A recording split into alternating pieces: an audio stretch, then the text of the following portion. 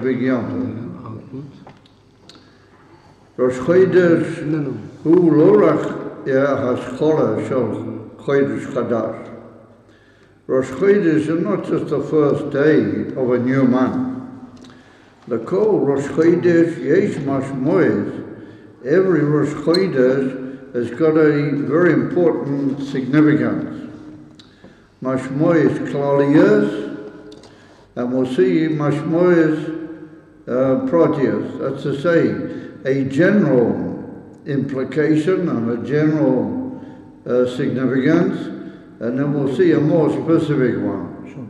He said a general significance, shekayemes b'chol Rosh Chodesh, which is there on every Rosh Chodesh.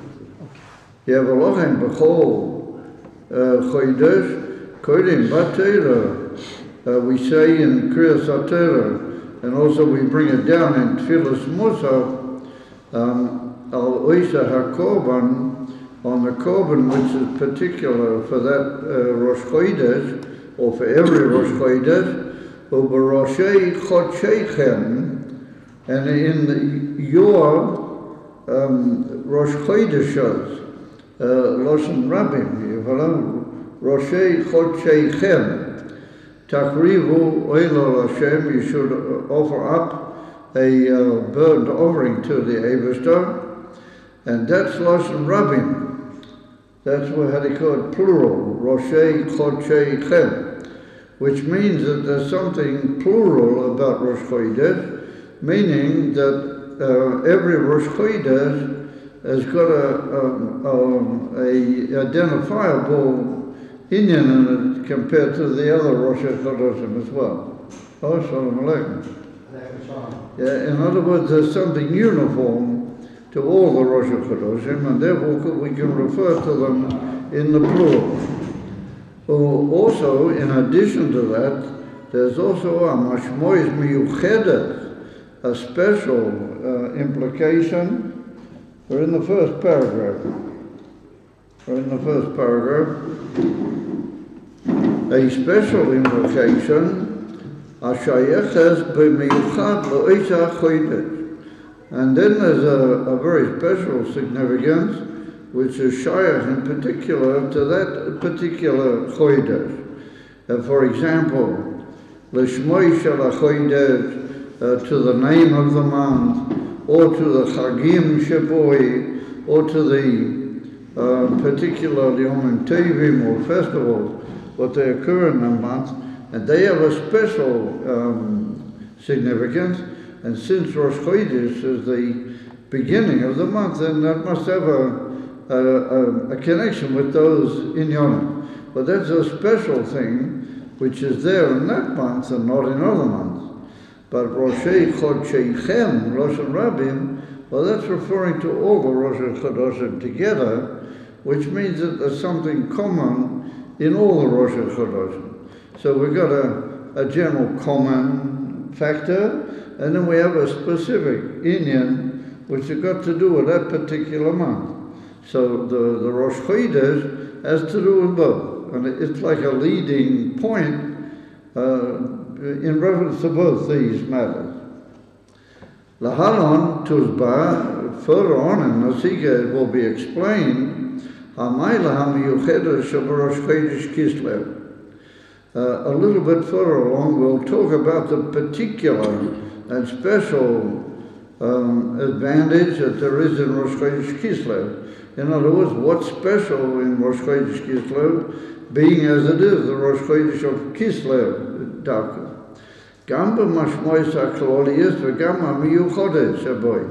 We will talk both in the general mashmois and in the specific mashmois. And in principle, b'kesher l'matorah haki chashuva shel kol ha-Yehudim b'chol ha-deilah, and particularly in reference to the very most important and most elevated aim and goal of all the Jewish people in all the generations, lahovi li'amoisa Mashiach. In other words, we're going to learn what is the general Klolis Diki Inyan of Rosh Chodesh Kislev, plus there's in a very important linkage with the whole concept of the Geulah Shlema. And we'll see how these two factors in Chodesh Kislev are linked very profoundly with the Lahovi Le'amoisa Mashiach, despite the fact that all Rosh Chodeshim also have a certain connection with the whole idea. But we're going to see how Rosh Chodesh Kislev is especially connected with this. Lahovi Le'amoisa Mashiach, ובמיוחד עכשיו שצריכים רק לקבל פני משיח. The Rebbe said that the aim of the Jewish people and the goal of the Jewish people in all generations was to bring Mashiach. The Rebbe stresses, however, in this here, that really the main work to bring Mashiach has already been done, and that Mashiach and all the preparations have been made. So what remains is only lekabel, to receive Moshiach b'peil mami. Mahi hamashmois hakloliya shel Rosh Chodesh. So the Rebbe said, let's just talk before we get to Kislev. Let's just talk in a general way. What is the significance in a general way of every Rosh Chodesh? What does that have to tell us? What is like the message of every Rosh Chodesh? Chodesh, Pirushoi Chidosh. The word Chodesh is from the word Chadash. And Chadash means in the absolute noun concept, Chidush. What Chidush means a newness and a complete new intervention, a complete new introduction of something. Achrei shayoreach yehiskasor at la'at. The Rebbe said, what is actually happening on Rosh Chodesh, that after, in the second part of the previous month, the moon has been covering itself more and more. From the middle of the month onwards, the moon is going down. So it's allowing itself to be covered in a gradual way.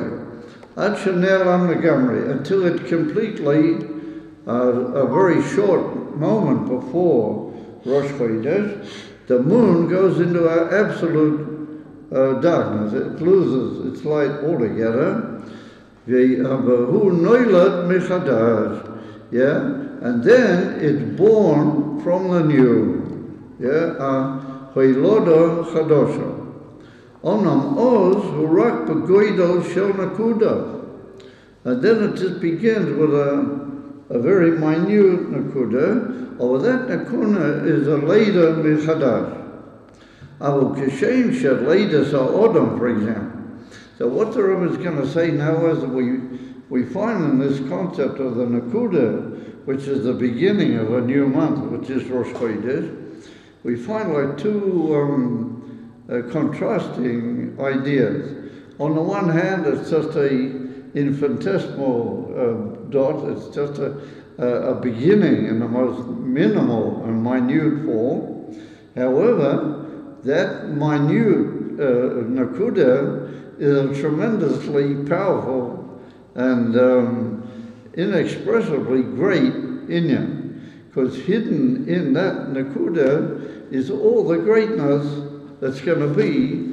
If we take a man, for example, at the moment he's born and he comes out into the world, he's just a little weeny embryo, but hidden in that embryo is all that's going to be ad me'aviyasrim shonam.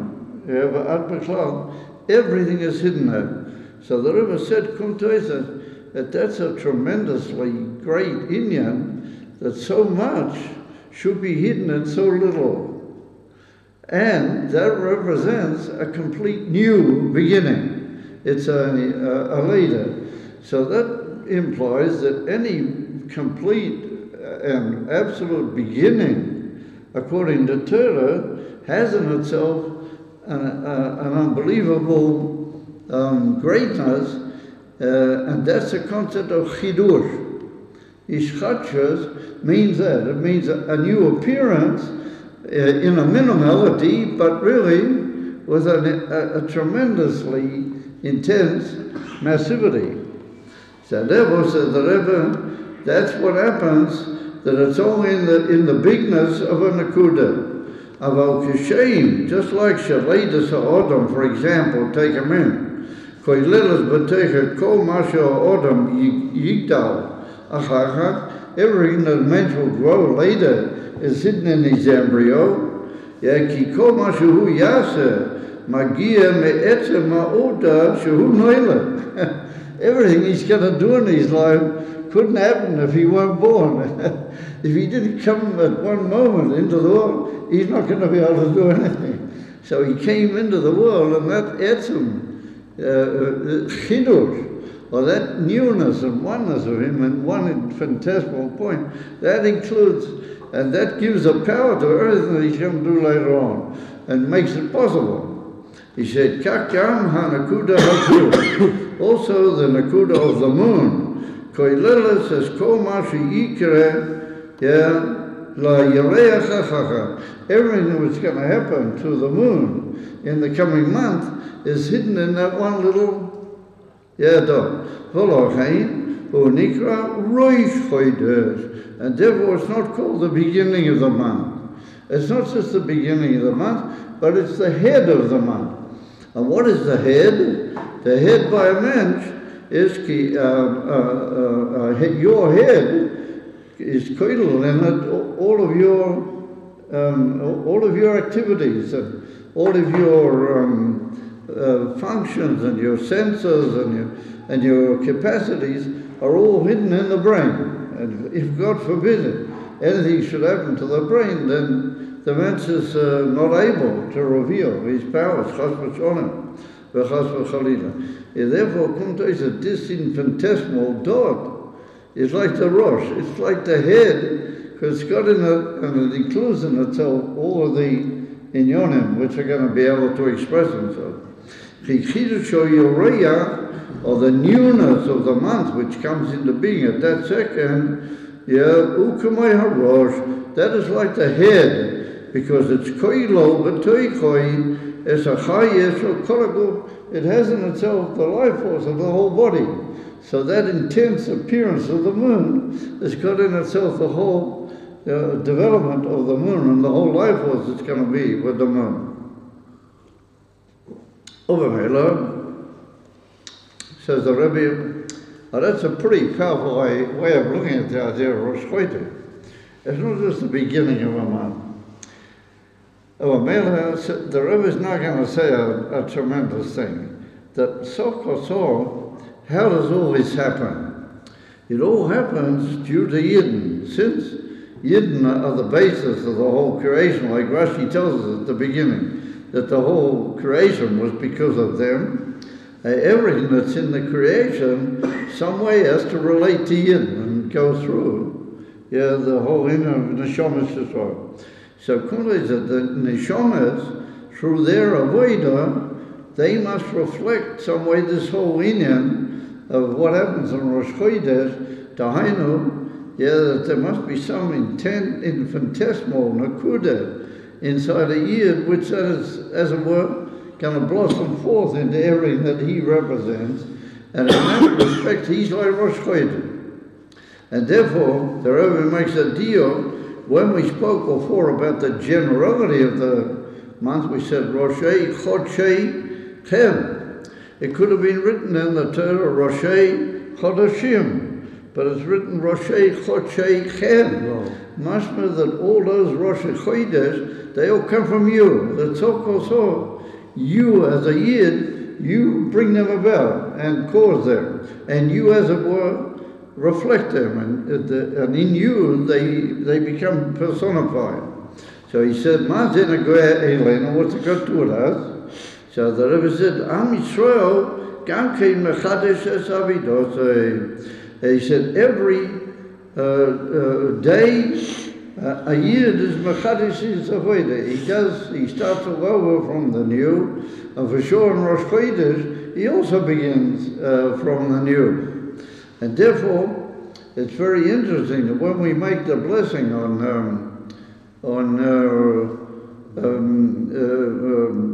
the Kiddush Halavana, I'm sorry. When we make Kiddush Halavana, we say about ourselves, about Yidden, we say, Shehem Asidim Leschadesh Kamotah.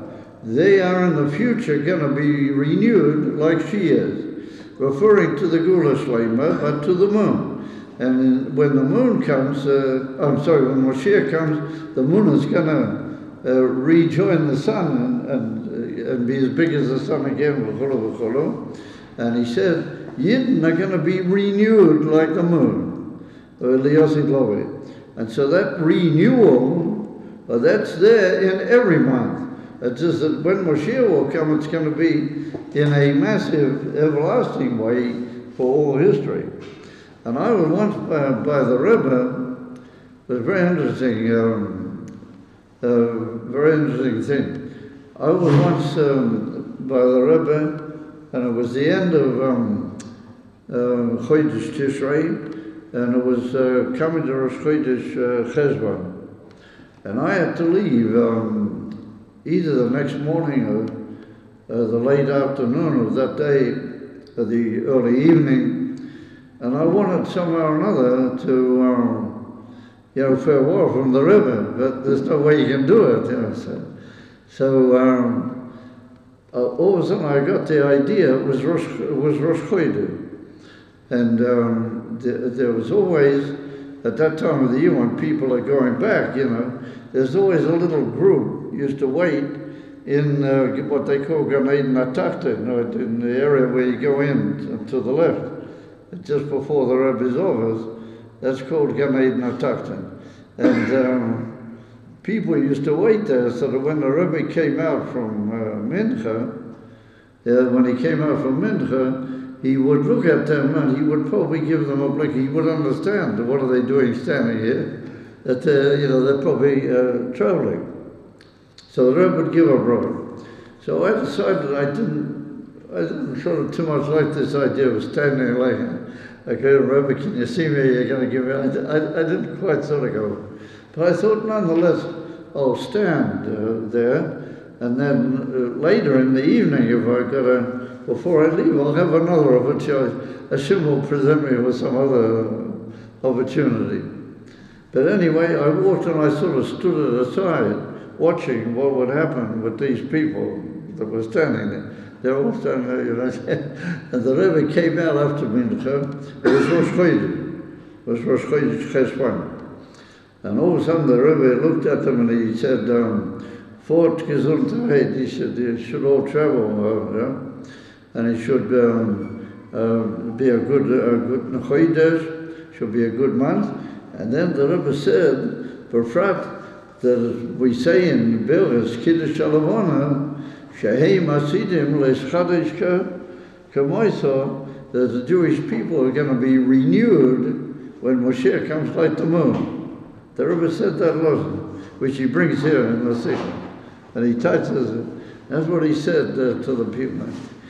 Some of them got the point, not all, I don't know if all of them, but some of them got the point, even though they were, but I understood what they were, I got the point, and I was those people really cut their eye, because the Rebbe was wishing them that they would be, like the moon, and a Chiddush, they would be mitchadesh in that way.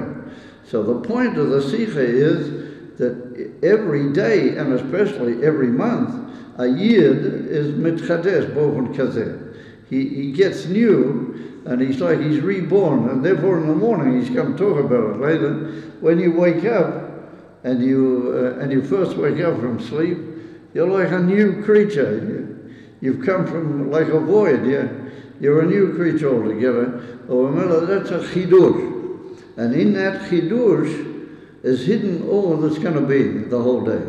Well, that moment is critical in itself, everything that's going to happen the whole day. It's a very important moment.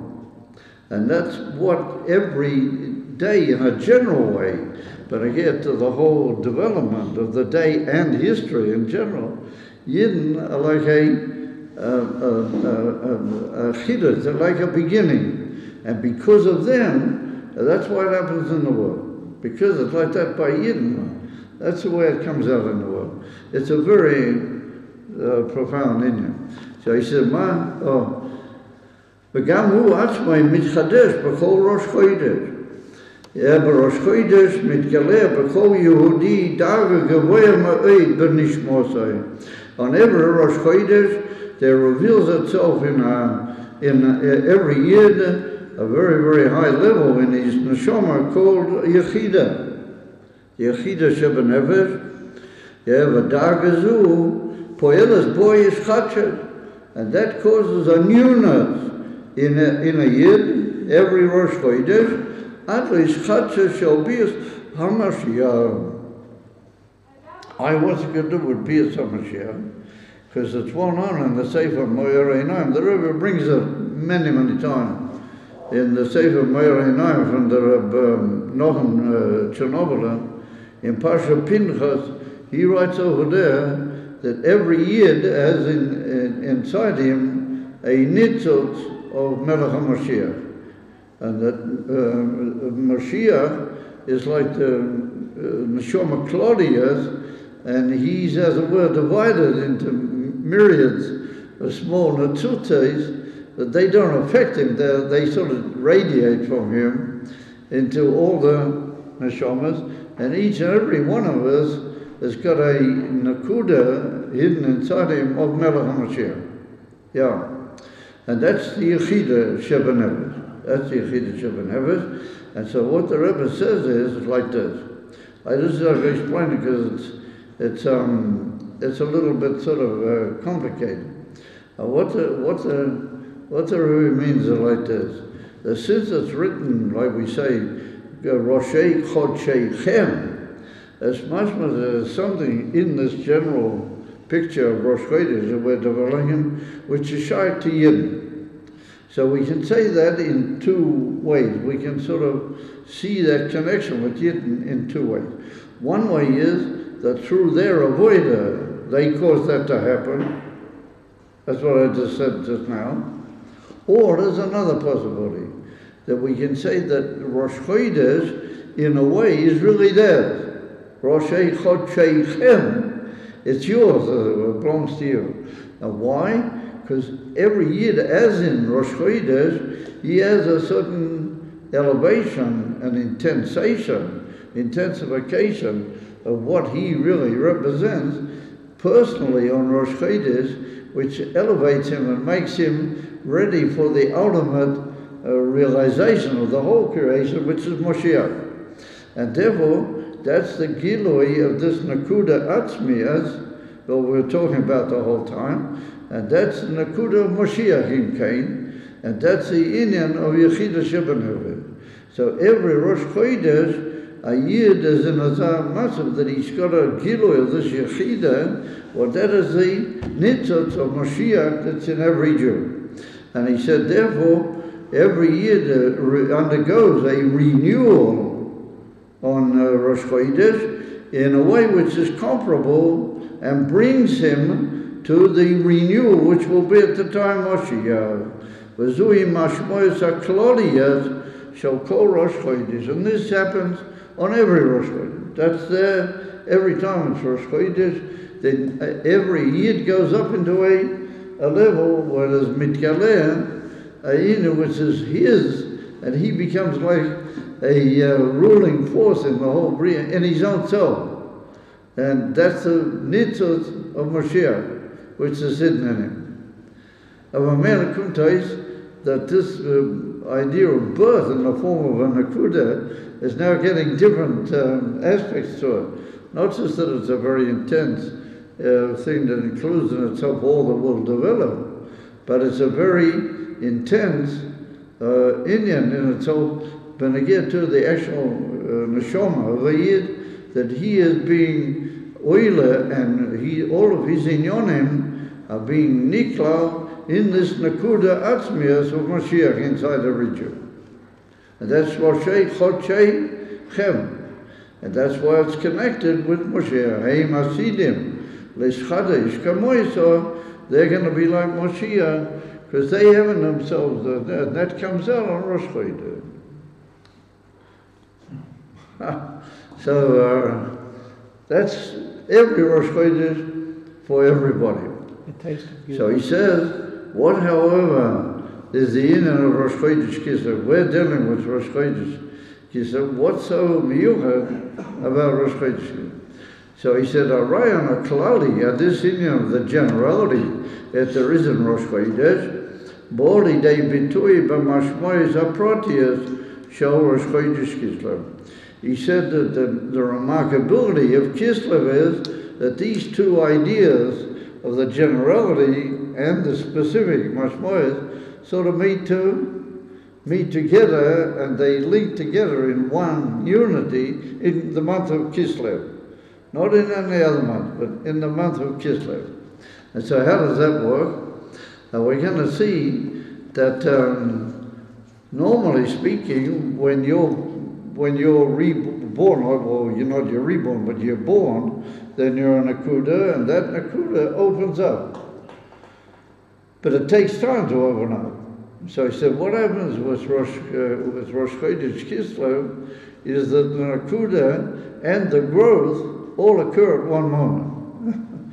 So that you're like a godel in the form of a nakuda. You're both a nakuda and a godel with all the revelations of yourself all at one go on Rosh Chodesh Kislev. You don't have to wait till you're going to grow up. But all the greatness that's hidden in the nakuda comes out to revelation on Rosh Chodesh Kislev itself. So he said, Kislev, the word Kislev, Muchav Mishtei Milim. The word Kislev is made up of two, words. Kislev, Kais Lamed Vav, which it's like loy, it's like the Hebrew word loy, but it's Lamed Vav. And Kais is Kof Samach, and Kais means a coverage, as well known. Case from the word kisui, to cover something.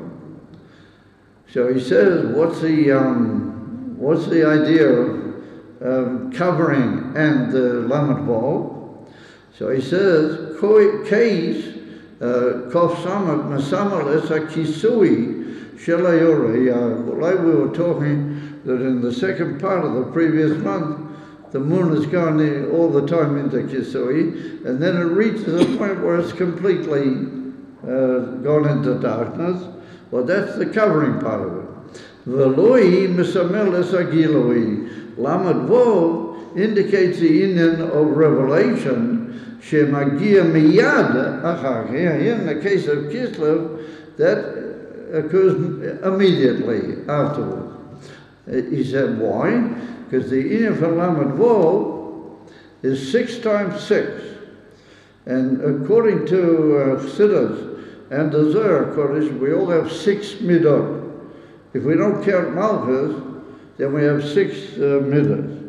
Mi Chesed ad Yesod, that's 6 midot. So 6 times 6 is 36. So what are the midot? The midot are revelation. How do you reveal yourself to yourself? And how do you reveal yourself to the world? Through your midas. If you didn't have midas, you wouldn't care, and you wouldn't be able to. If you didn't have a feeling for other people, and you weren't motivated by emotion, then you wouldn't connect with the world around you, B'klal. You connect with the people around you through, in other words, that your midas, they are your revelation. They're your gilui. So that's the pshat 6 times 6, because every midah has in itself a skalus from other midah. So every midah has got in itself also a skalus of 6. So that's 6 times 6. And 6 times 6 is 36. Oh, that's revelation. So Kunta is a case which is Kisui, and Lamed Vav, which is revelation, occur together. So he says, Ve'af esa uda shemela da yorea koil es kol hapratim sheyovoyo achachat. We said that the greatness of Rosh Chodesh is that it's the birth of the Yorea, and it's koil in itself all the details which are going to come later He said, V'lochein, sheishes hamidas sheba'odam. Therefore, the 6 midas which are in a man, chesed, gevura, tiferes, netzach, chod, yesod, kofu sheish, ibegematria lamed vav. ואם כן, כיסלב כושר במיוחד לגאולה, מכיוון שבו מודגש החידוש של עם ישראל בגאולה, שמרומז בכל ראש חודש. So the Rebbe's point is like this. Normally speaking, that infinitesimal point has got to develop. Here, the coverage and the infinitesimal point are different. The coverage occurs, but then the infinitesimal point is already developed. It's already come out. It's Lamed Vav. It's already come out in the full revelation of Amela. That's an how do you call it? Emphasis that rebornness that occurs on Rosh Chodesh Kislev is a rebornness that's got everything in it. It's got all the later developments. And so we said that since all the later developments are the Gula Shlema, and that's the ultimate revelation of the Chiddush, of Amela Kunta is that Kislev is the finish of the coverage and the fullness of all the revelation, which indicates the Indian of the Gula Shlema. And therefore the Rebbe said, and he'll develop on that more towards the end of the Sikha, that towards the end of Kislev, you have 2 important Yom Tovim, Yutes Kislev and Chanukah. So he said, let's take Chanukah first.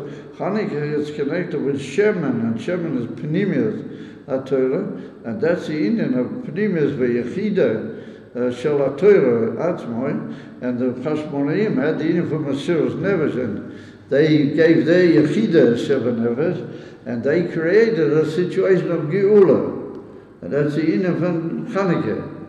So the Rebbe said, Yutes Kislev is the same thing. Yutes Kislev is the Indian for Chassidus, Pnimius HaTorah, and that was through the Mesiras Nefesh of the Alter Rebbe, which that is the Gil of the Indian of the Koach of the Gula Shlema, which is going to be Liyosid Lohe.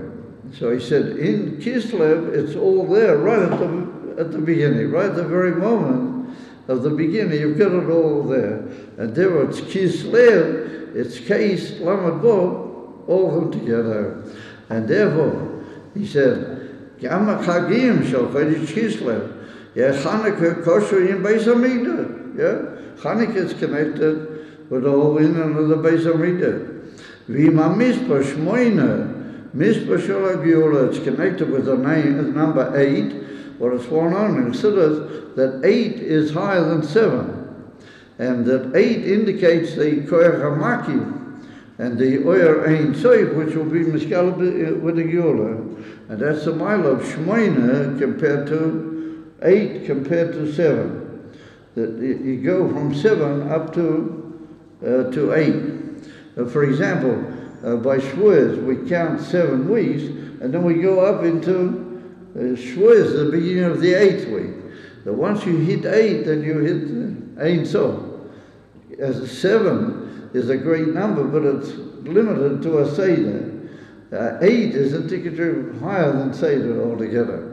And therefore that's a Mishpah Shel HaGeula. A Yutes Kislev, a Yud Kislev also, the Mittler Rebbe, a Chagim Shel Pnimius HaTorah, Shalidei HaFotzosa, Yahweh Moshiach, that through the spreading of Pnimius HaTorah, Moshiach will come. Of Amela, we see a connection with the Geula in those 2 great days. Ubeklau, Am Yisrael Noyag Likroi L'Chodesh Kislev, Chodesh HaGeula. It's brought down in Midrash Chazal that Kislev is called Chodesh HaGeula. Ma Shalom Aleichem, Ma Chodesh HaGeula. Why is it Chodesh HaGeula? So that became revealed through Yutes Kislev, that Yutes indicated that this is the month of the Geula, and that reaches further expression in Chanukah, and it's got already a full expression in Rosh Chodesh. Instead of being a Nakuda, it's already a developed thing immediately following the Kisui. That indicates that the whole month is a month of what's going to be Liyoset Love being immediately revealed at the beginning of the month. So I think that's pretty hot stuff.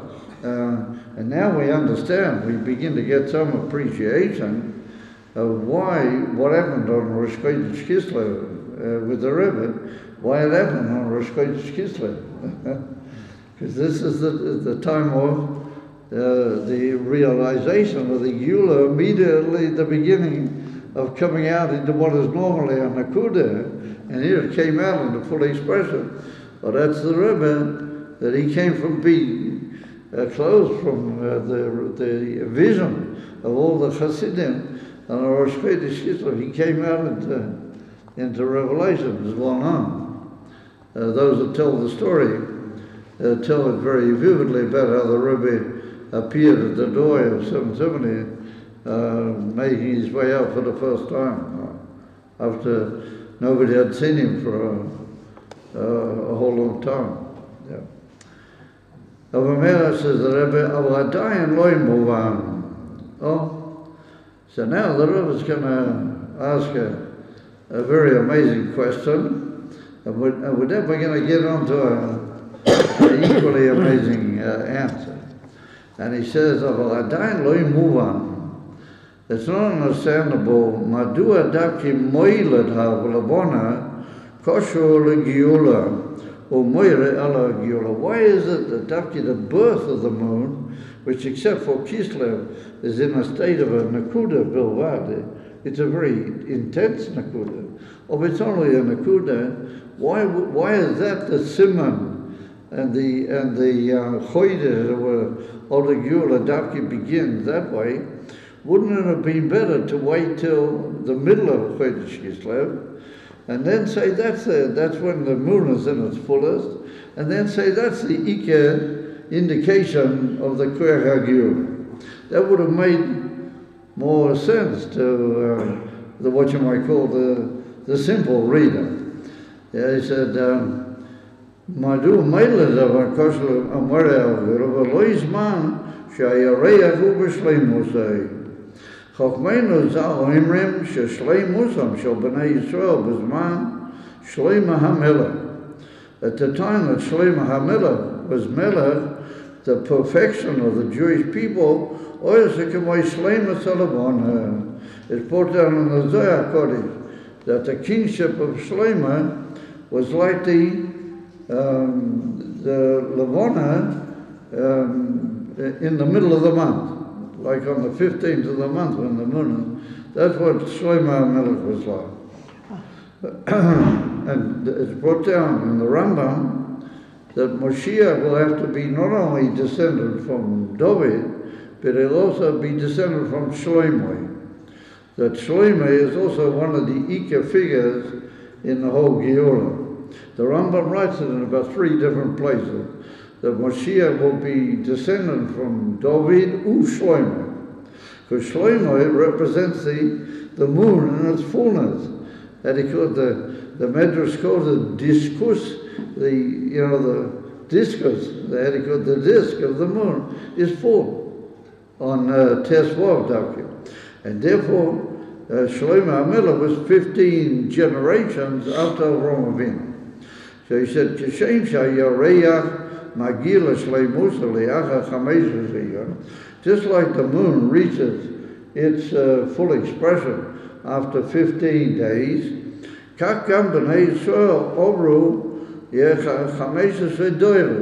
in the same way, from Avram till Shlomo is 15 generations.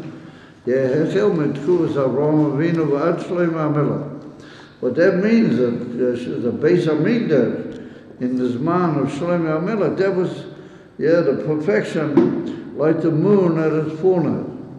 Azim Kain be'oz, Amy Gilus Musam. Then the whole Jewish people also reached their full perfection of Amela. If you're going to say that the moon is indicative of the Gula Shlema, then say what it was like when it was in Zman Shlomo HaMelech. Why do you say when it's just one dot? and you have to sort of work out what's the greatness of a dot. Say when it was in its fullest expression, that that's the simon of Mashiach. You follow?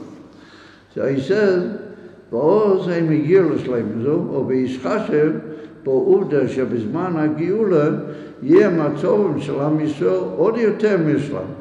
And particularly the truth is that when Mashiach will come, will be even greater than we were in the time of Shlomo HaMelech.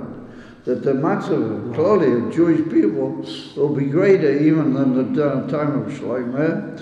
Moving, Shematim Yosef, it would have been more appropriate lahashveiz as a geula to compare the geula lamatzav shayareach hu b'shleima, that the yareach is in its fullest. That should be the sign of the geula. Yeah, v'lo lezman sheboi matchilim lirois as a yareach, which is beginning to see it, and it's only one dot. We say no, that's the sign. That's the real sign of the geula. So the Rebbe said we have to understand why is that? Why don't we make the real sign of the Geula when it reaches its fullness? So he says, Kush Yazu, this particular question, or kasha, movilo isono lamaskona, that brings us to a finality of an understanding. Shebavadai yeshna maila v'yisron miyuchad lezman sheboi ayoreya noilad. That tells us that there must be something very remarkable about this point of birth of the Levana. There's something very special about the concept of a birth in the Levana. Yeah, al pnei hazman sheboy magia l'shleimusay, compared to the time when the Yareach reaches its perfection. U'maylazu.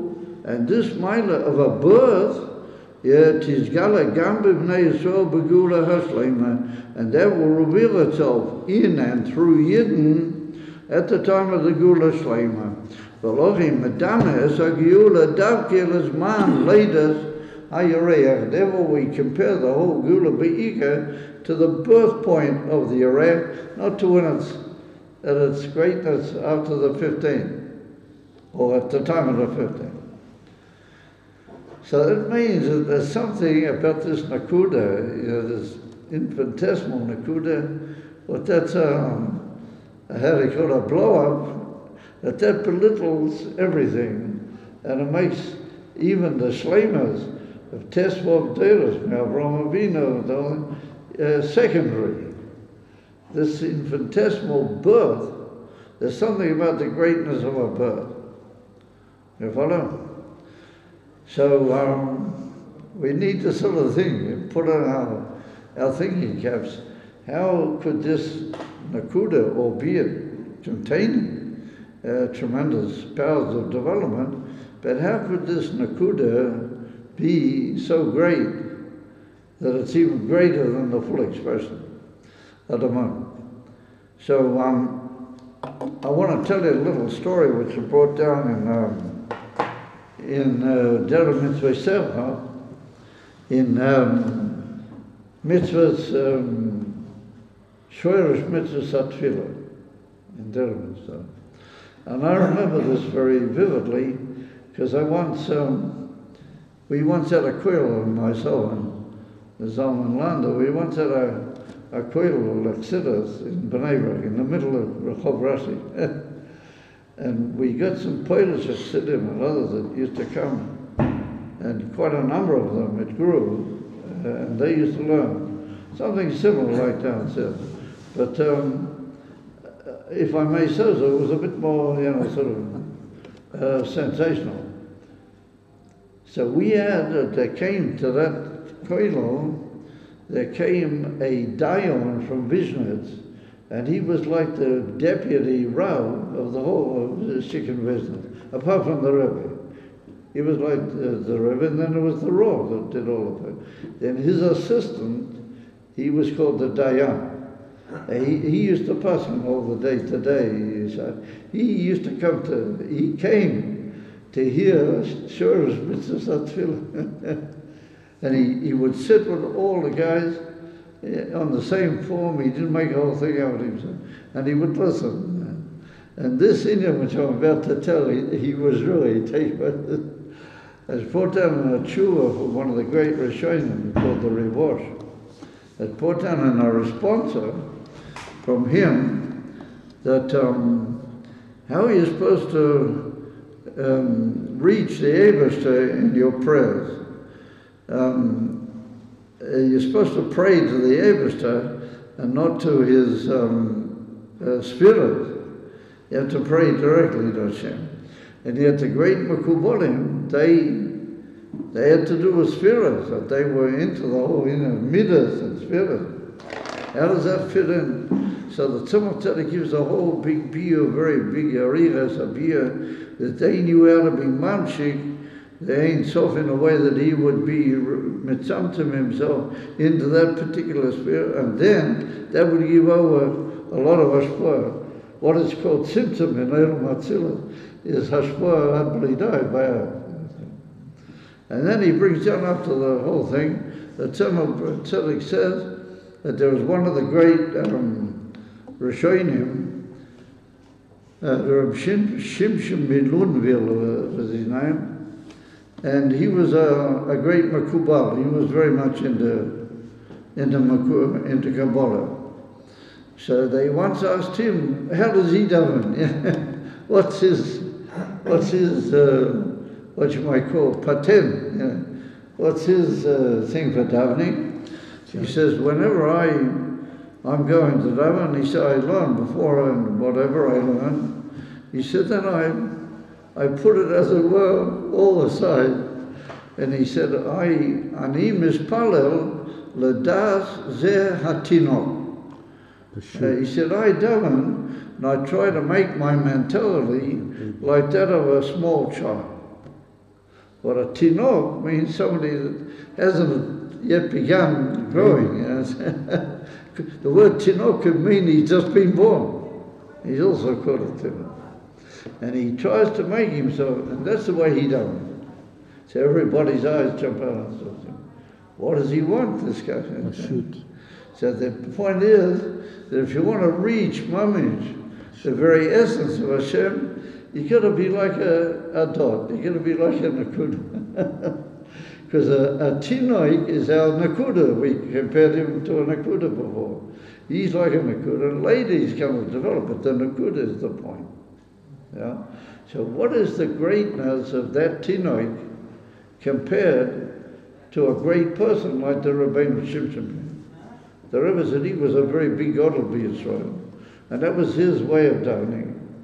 As l'chole, he and the Tinok should be equal. So the Rebbe said it's mashma that the Tinok is greater even than him, what he tried to make himself in. So the Rebbe said, if you are a Gadol and you got very big knowledge, and you try to make yourself into a Tinok, then you don't succeed 100%. Why? Because you've got all these things in your mind, and you've got to put them away. You've got to say, not this, and not that, and not something else. It's not this madrega, it's what's called being sholer, all sorts of levels. So he said, you end up with paying attention only to Atzmusi's bottom, but you've got a little bit of how do you call it, a connection with all these things that you're trying to put up. So he said, does a Tinoik, does he know anything about all these levels? Not a word. not a thing. He doesn't know anything about it. So when he turns to the Eibishter, he turns mamishla, the very essence of Hashem's essence. And in that way, the Tinoik is even greater than a Gadol who tries to be like a Tinoik.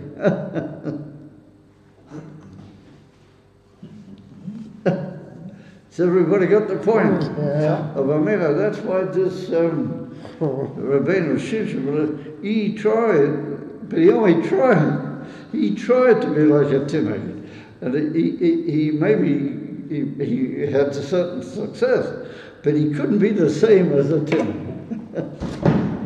And the Rebbe said that it works both ways. It works both when it gets to what you know and how you reach the very essence of Hashem. that if you don't know anything and you just turn to the very essence of Hashem, you turn to the essence of the essence. And the Rebbe says an amazing thing. He says, even to say Hashem's essence is also like a term. It's like saying a certain mila in Hashem, you know, mahus. You know? But a tinnik, he doesn't know what mahus means. I got the faintest idea. When a tinnik turns to Hashem, he turns even beyond essence. You know? He turns the essence of the essence. So the Rebbe said that's a mila of every nakuda. That's a mile of every nakuda.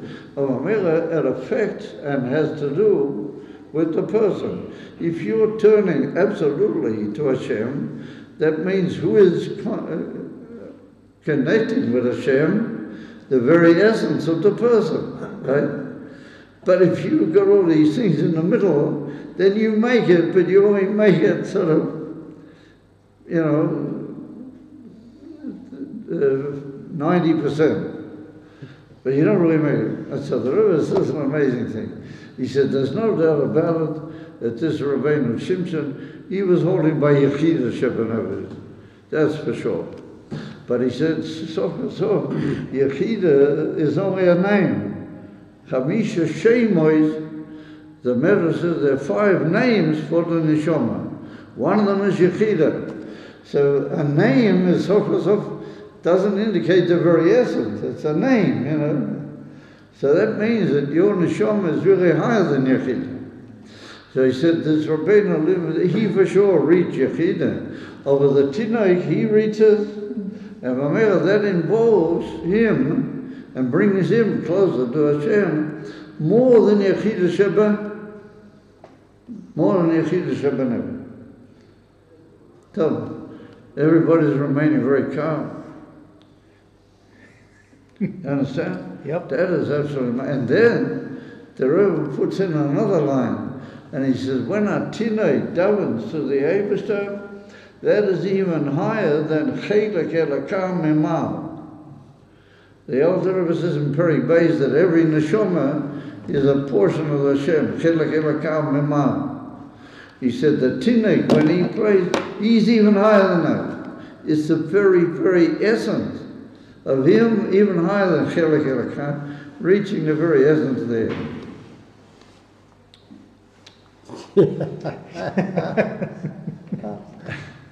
So now you begin to understand. The Rebbe doesn't write that, but now you begin to understand whenever there was trouble, what did the Rebbe say you had to do? You have to bring all the children to the koisol. And you have to get the children to Shrei Shema Yisrael and say some Pesukim and let them daven to the Eibishter. Why? Because when they are going straight to, that's Messiah's work. When we come up to the Koisel, I really hold and I don't and I do, but I am and I'm I got all sorts of I got to clean my brain out, I got to get to Hashem. Tinoikas come on there they're just there with the Eibishter, higher than the Chelek Elakam here, Memayel. That's unbelievable. That's the secret of the whole secret of Amira. That's why it is that Mashiach is going to reflect Davke, the Nakuda of Rosh Hashanah. Because that Nakuda is beyond all limitation. Later when Shlomo Miller developed everything, but that had in itself also Giluim, it had also reveal aspects. It was Oyer Atzmi, very high level of Oyer. But Oyer, light, is not the very essence. Tinnik, when he starts davening, he gets to the very essence, beyond light.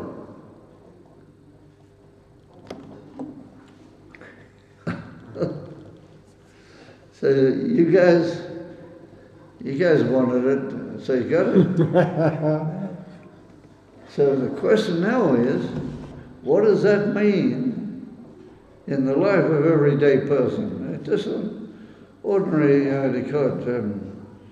Yehuda or Chaim Yankele or whoever it is, what does that mean to him, all this? He's not a tzaddik, he's already grown up. So what does it mean to him? So the Rebbe said, the Eibishter gives you every day a moment when you're a tinok.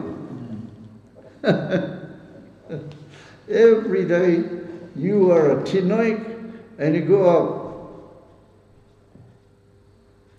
The bocher. When is that? The bocher. Every morning, the moment that you wake up, then you're a tinok. And not only that, he said, it's like as if you're being born absolutely from the new. Because our sages say that when you sleep, it's 1 of 60 in passing away. It's like, oh man, you haven't been around. All of a sudden, boom, you're there. And he said, that moment of boom, well, that is higher than all the things. Because that's even higher than Moidani. Because you always say Moidani when you wake up a little bit where you are. He said, but that very moment that you wake up, he said, that is the moment that you are this Nakuda and you're this Tinoi, right? So he said, what does he demand of you? So the Rebbe said, what does he want of you, Imkain? He wants that you should do what is a little bit the impossible. That at that very moment that your Matthias is coming into being, you're not really thinking of it, you're just coming into being. At that moment, you have to hakarayim Moshiach. You have to hakarayim into your consciousness, which is not really conscious yet.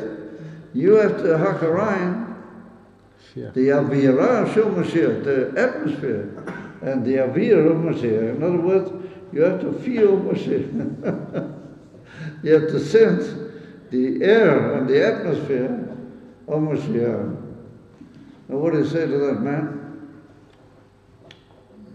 At the moment that you become woken, even before you say Moidani.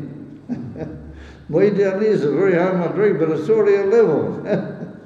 Before you say Moidani, boom, you got to sort of be at that moment as much as you can master. You got to be at least in the air. You got to feel something that you're in the air of who? Melech HaMashiach. And the Rebbe says a very amazing thing. It's not quote down here. The Rebbe says an amazing thing. Right at the beginning of the creation, it's written that the whole world was confusion, and it's written, V'ruach Elokim mirachefes al pnei hamayim. There was water, it was only just water, and there was a spirit of the Eibishter blew on the water. So what does the Medrash say? Zeh ruchoi shel melech HaMashiach. So the Rebbe said, right at the very beginning of the world, before the world started taking any shape, it was toyu v'voyu, and it was only water. They blew, and it got an atmosphere, and they blew an aviyah of Melech HaMashiach. Well, that's what happens to you. You wake up in the morning, you're toyu v'voyu, you haven't got started yet. But it's got to blow a wind of Melech HaMashiach. Yeah. So this is pretty amazing stuff. And that's what the Rebbe says in the Sikha of Amela. He said, that's what happened. That is the Erikoet. That gives you the power afterwards. That since you have revealed the very essence of your soul, more than Yechidah, that's more than Yechidah. Because Yechidah is also a certain level. That only comes. Moidani, that's Yechidah. Moidani is already Yechidah. Or the moment that you wake up, that is even higher than Yechidah. You follow? And if you manage to bring Mashiach into that moment, then later on, during the whole day, you will feel Mashiach. You'll be aware of it. Isn't that amazing? you will be aware of Mashiach. And maybe that's what the Friedrich Rebbe said, that's what's written in the Haggadah Shel Pesach, in the Mishnah, in Masechet Brachos. Koel Yamei Chayecho Lahovi Yamei Samo HaMashiach. So all the days of your life to bring to Mashiach. So the Rebbe said, what is all the days of your life? What does that mean? Every hour of each day. That's what called Yamei and Mamela each day is going to be seeped with bringing Mashiach. Why? Because at the moment that you wake up, you're already Haftarayim with Mashiach.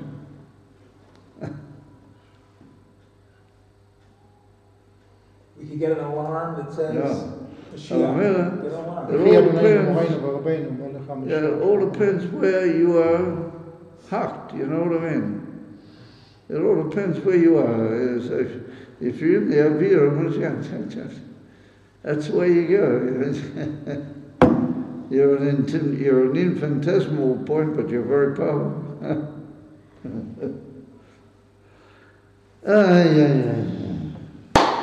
So you wanted it, guys, so you got it. And the main thing is we have to have Mashiach B'Poel Mami. Amen. Isn't it? And we'll work it all out once we, as the old saying happens, but once you get home, you'll work it out. So once we get home, once we get back to the Mesa meters, we'll have to work out, hey, what's with all the details? There won't be any problem, pay attention. There won't be any problem. Okay, so have a good evening, gentlemen. Thank you. Yeah, we'll just say l'chaim. A little food too. If you want, you can take it.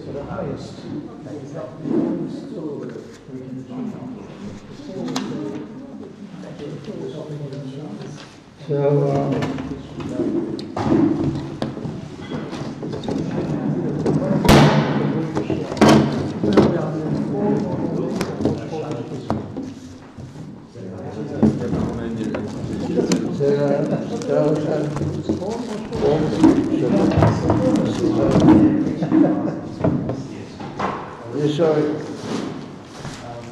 מפוצץ את כל ההורים.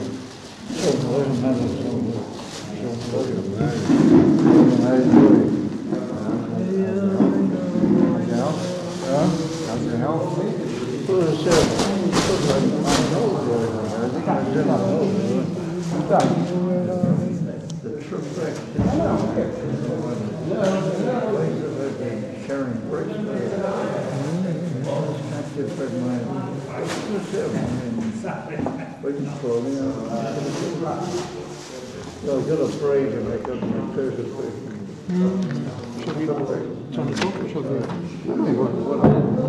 If you want for bringing. Yep. The best medicine is to give more classes. Yeah.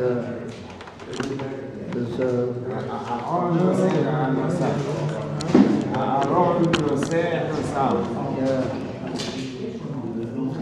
That's a good show. But it was a very remarkable stay. I didn't sit until my son, I was waiting for bringing someone very soon. I went to Manchester. I met their people that I'd seen in Yeshiva over 40 years.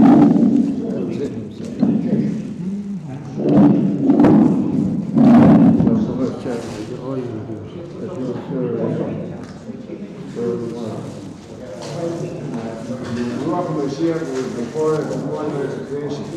Ruach HaMashiach Hu Rucho Shalom HaMashiach is the same Hu Rucho Shalom HaMashiach is the same already, nothing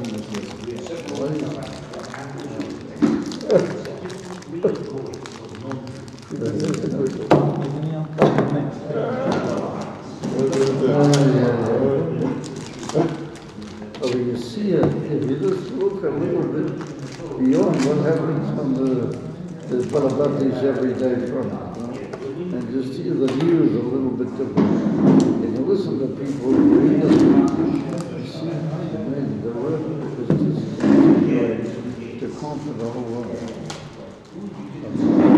You know, in some ways, leaps and bounds. It's happening all around us for the last 6 years. Right. All our enemies are dying. Yeah.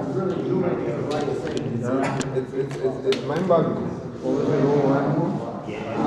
All the enemies of the Jewish people in Syria, all the countries, they're all... They themselves are cleaning one another up. It's an unbelievable miracle. They've undertaken to get rid of them.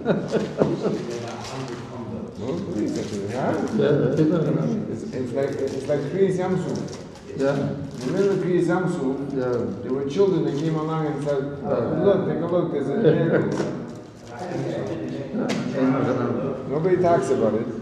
The world is quiet. They say, Malaton Narcissus of the I think it's the source of the Sefer. Out of my way.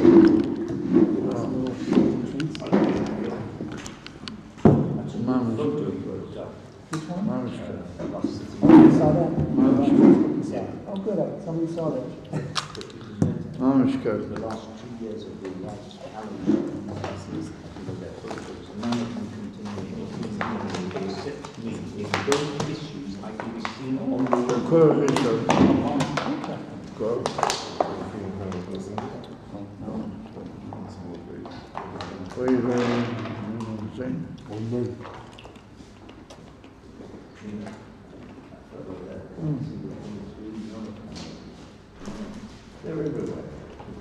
Excuse me. Can't wait to go home to sleep now.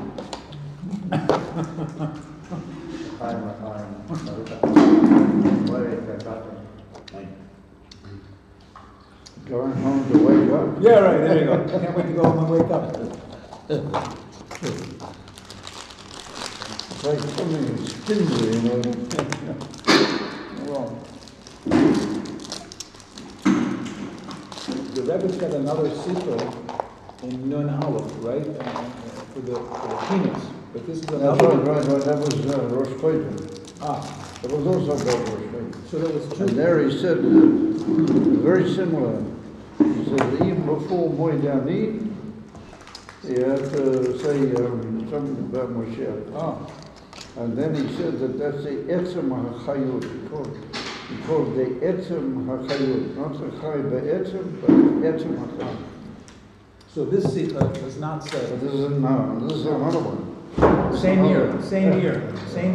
The same basic idea, but in a different. In the one he said by the convention, by the Kines, he had a subject of the Shlichus of Yaakov. No, is that the one? That's another. That's another one. That's going to get to. That was in Toshin on Beit, not Yaakov, Eliezer. Oh, no, a different one. I'm thinking of a different one. You see what I put up? I'm confused now. Anyway, look, there's several. Okay. But the other great seeker, Rosh Chodesh Kislev, but like you said, I think it was Toshin Nun even, not Toshin Nun. And it talks about also Moedani, but a very similar thing, but with different emphasis. When you were in England, did you meet your star pupil from Kfar Chabad, Rabbi Shlomo Levine? Did you meet Shlomo Levine, the South African? People from Kfar Chabad? He's asking about Shlomo Levine. He definitely knows Shlomo Levine. I didn't meet Shlomo Levine. He lives in London. I wasn't in London. I was in Leeds. Leeds? I was up in North England. I was in Yorkshire. Why? Because that's where my host, that's where he lives. What is it, Angie Alfie? I stayed. Yes. He knows Yirmi. Oh, you know Yirmi? Yes. Oh, Yirmi and Yirmi? Yes. When I stayed with him in Kfar Chabad in 1975. What is that? Wow. on the Shabbos before Rabbi Shem Tov was killed, 1975. But that was in Talmud, that was at the beginning of Talmud. Yes, Of events of Shem Tov. yes, That was Hay Talmud. correct.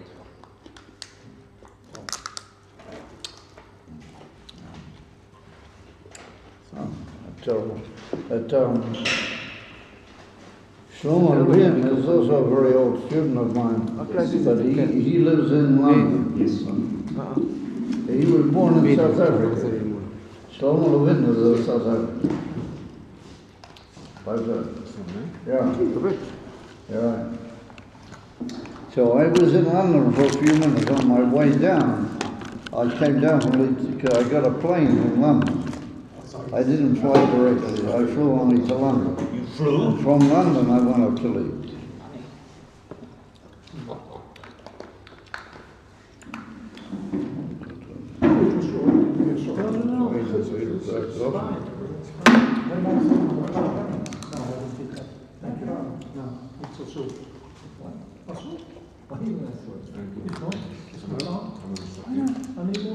כמה עכשיו מסתכלים?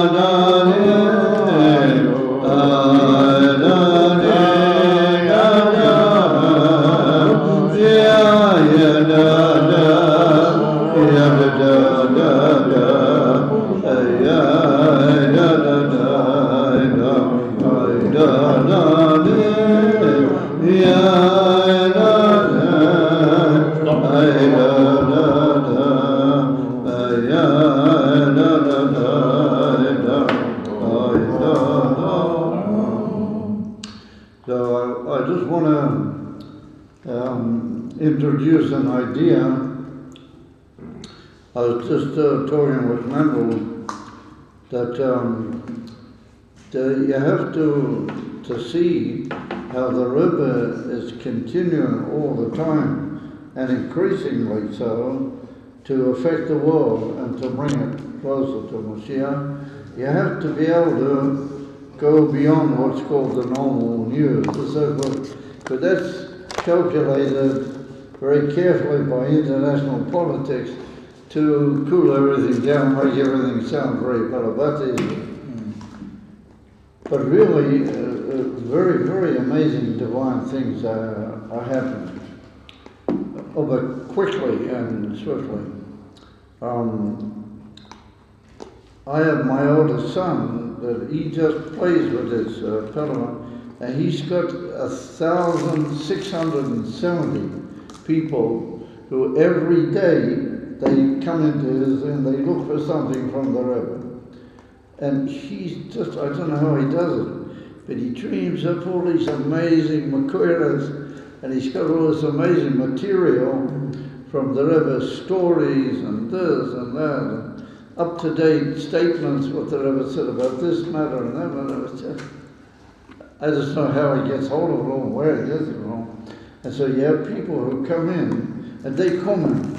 And if he wanted, he could just sit 24 hours and answer and say to people what they're inquiring. He just can't keep up with it. So I want to tell you that I was in England and I went to visit a small town up on the north coast of England. It's called Knaresborough, is the name of it. It's between Leeds and York. Now this is a very old town. It goes back to probably close to about 1,000 years, probably, a very old town. And once upon a time there was a small colony of Yidden, a small community of Yidden. And they fled from York because there was a terrible pogrom in York. And the Rabbonim were gozer that you shouldn't live in York. Yeah. Nowadays there are Yidden who live in York because they say that it's easier nowadays for different reasons. But anyway, there was a whole community would appear, fled across to this town, which in those days was quite a long way away. Nowadays you can just drive it with your car. And they set up a community, and they had a shul and everything. So on the main street of this old town, all of a sudden you see a little lane, and then there's a plaque written in very nice English, and it says that down this lane, at the back, was the synagogue, which was the center of the activity of an active Jewish community during the years, this and something like 1100 something to 1300, and then the King Edward III, he sent all the Yidden out of England. He drove all Yidden out of English, and they didn't come back till Cromwell, and Cromwell let them back in for a huge sum of money, huge, but he never wrote them into the Doomsday Book. It's a huge book which was like the chronicles of everything legal and everything had to be written in this book. He never wrote that he let the Yidden back in. So to this day, if you're a Jew in England, you are really a persona non grata. You are really not an official citizen, because you're not written anywhere in the Doomsday Book. But he took a huge sum of money, which today would be worth billions. Yeah, he took to let the Yidden back into England. But that was Cromwell. But Edward III drove them out. So, but until he drove them out, there was this community in this place. So we walked down this little lane between the buildings, and we came out at the end, and in that area somewhere, that's where the shul was. And we were standing on the street at the back, very old English street, and we're trying to figure what is the oldest walls, what are the oldest stones. And maybe it was in that particular area, because somewhere in that square area, that's where the shul was. So I'm standing with a guy, he's also a fascinating story, this guy, but I can't go into everything now, he's involved talking the whole night. He's an amazing individual himself. And we're standing there, and we're talking, and we're sort of figuring out.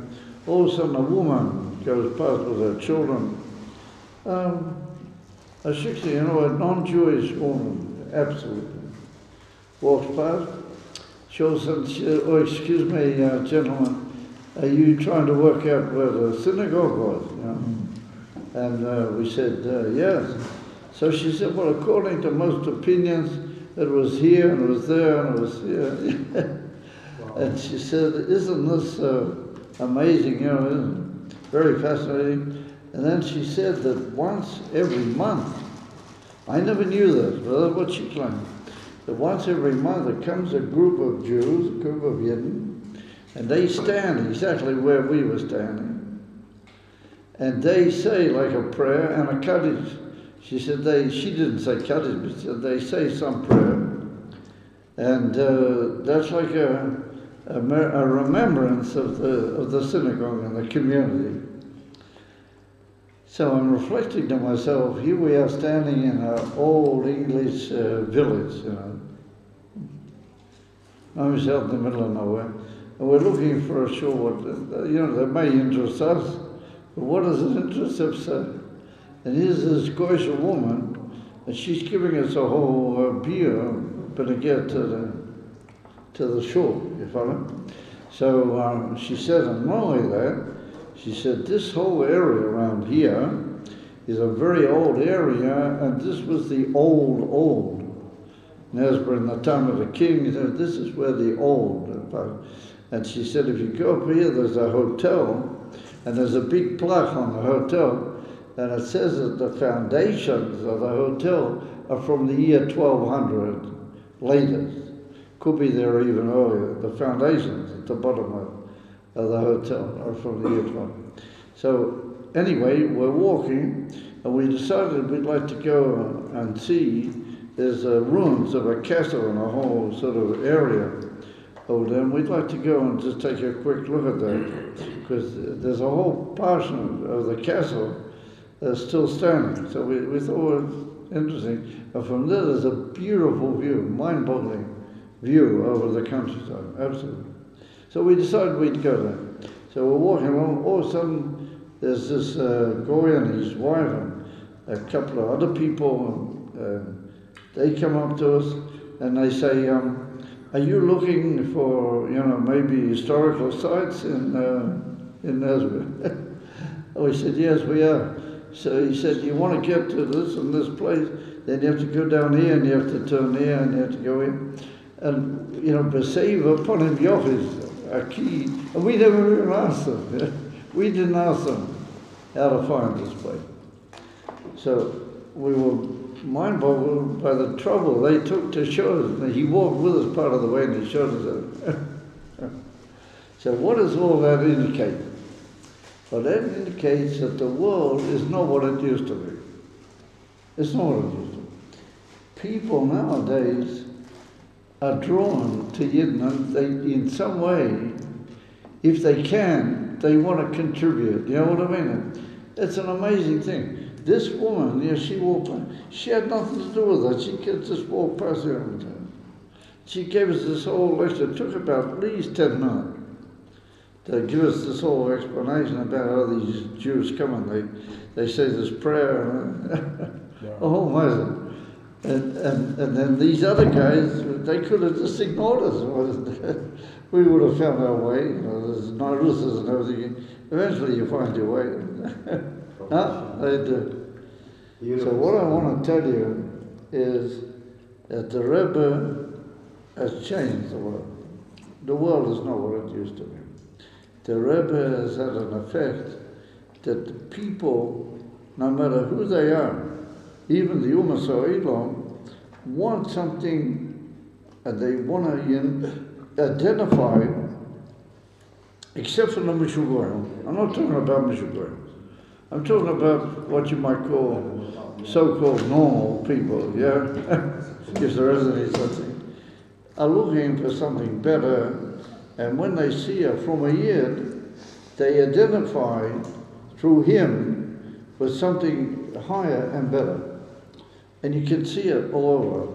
I met it in several places when I was in England this time around, and I was quite amazed, because they say that there's a lot of anti-Semitism in England, but we never felt it. We never got any ration of such a thing at all. So anyway, whatever, the Rebbe has changed the whole atmosphere of the world, which means that if you want to say something nowadays, there's to whom to talk. The world is ready to listen. And that's what the Rebbe wants of us, So we must speak up. It's not a time now to keep quiet. And don't worry, you're not going to get a rotten tomato. And even if you do, so you wipe it up and you keep going. But you won't get it, because people are interested in hearing. And years ago, when I used to go to Australia, I'm talking about 9-10 years ago, that I was in Australia for the last time, one of the Australian Goyim said to me, he said, you guys should be doing the talking. He said, the Jewish people, they are the heralders of the world. And he said, we want to hear what you guys have to say. And he said, the trouble is that you spend so much time talking on the political and other fronts. He said, and we don't hear what would the Jewish people really want to tell us. Yes. And that is the case, you follow? And the Rebbe made it that way. The Rebbe's influence is affecting the world, and that's the way it is. So all you got to do is just talk out. Just got to say something, and there will be an ear that listens to you. Even here and also, even here, where the clippers here are very difficult, as a well known, and the so-called friars and that. But if you talk and just say something, then there's a ear which even against its own will wants to hear. Yes? Because the Rebbe has affected the whole world, guys. It's not the world that it was 10 years ago. It's not the world. It's a different world. But the international news doesn't want you to think that way. But if you see beyond and you see what's really happening, then you see it, that's the case. And that is the real news, you follow?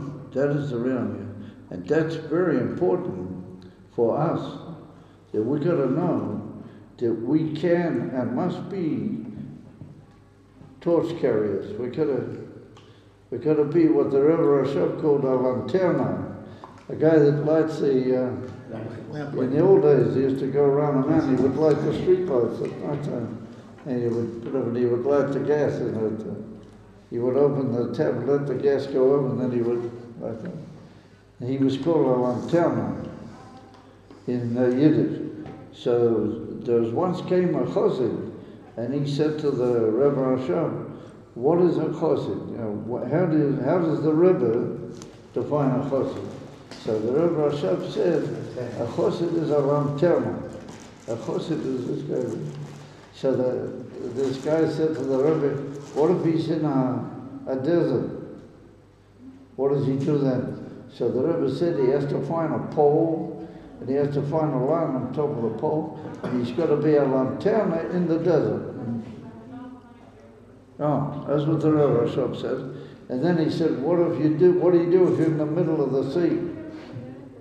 So the Rebbe said, you got to dig up from under the sea, and you got to light a light in the middle of the ocean.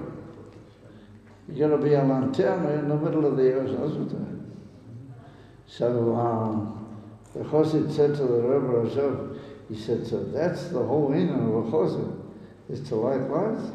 So the Rebbe Rashab thought from him, and then he answered, and he said, that's the whole meaning of a chassid.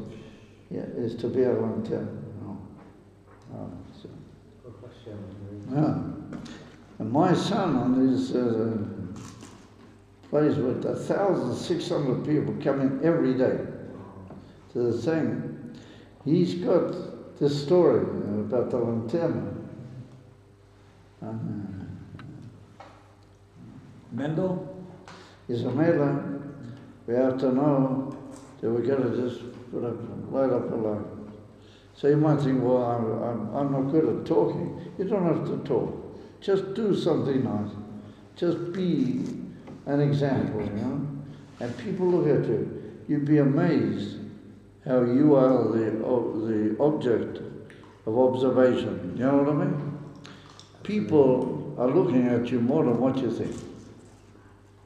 Okay? and because they know you're Jewish, and they're looking at you, and they want to see what is the Yid do, what is his way of doing it. And if you do it, like the Rebbe said here, you're opening an infinitesimal point which is going to grow. It's going to spread out, And that's the greatness of what's called Dugma Ishit, personal example. That's the secret of everything. Believe me, secret of everything. But all the years in the yeshiva, what looking back, what do I see? The main connection I have with my Talmidim was through, I tried, with all my power to show them a bit of a dogma, to be a sort of an example to them. And it was very important to me. And I did a lot of things which I didn't have the courage to do because I wanted that to be the case. You follow? And I maybe even missed out on certain things that I could have learned and gone higher, but it was much more important that I be with my Bachman. Much more important. And that's the secret. We're all going to be like that. There's an old saying in Yiddish, a chosid darf sein a kleiner Rebbe. A chosid has to be a small Rebbe. He's got to show. He's got to show what the Rebbe wants us to show. And Hashem Shalom. Shabir al-Atzlach. Amen. Today, no more problem. What do you say, Dana? Amen. Yeah. Chayim. Amen. Chayim, guys. Chayim.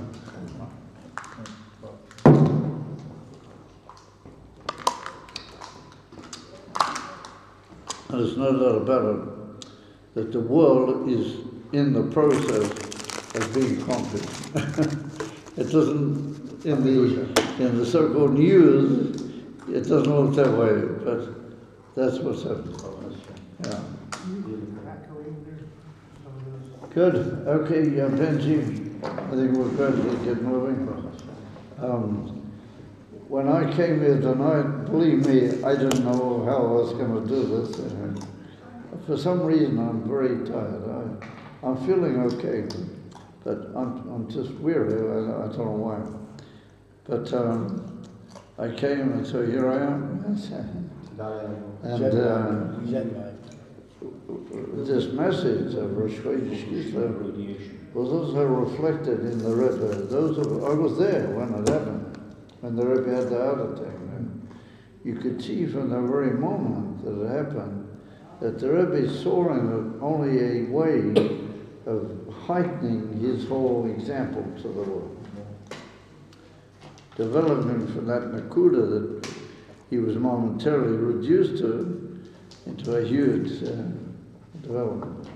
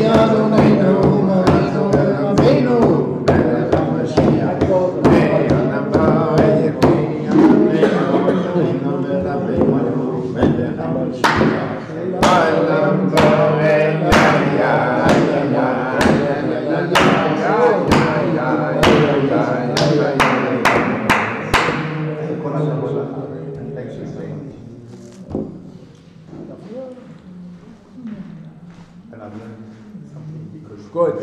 You're back.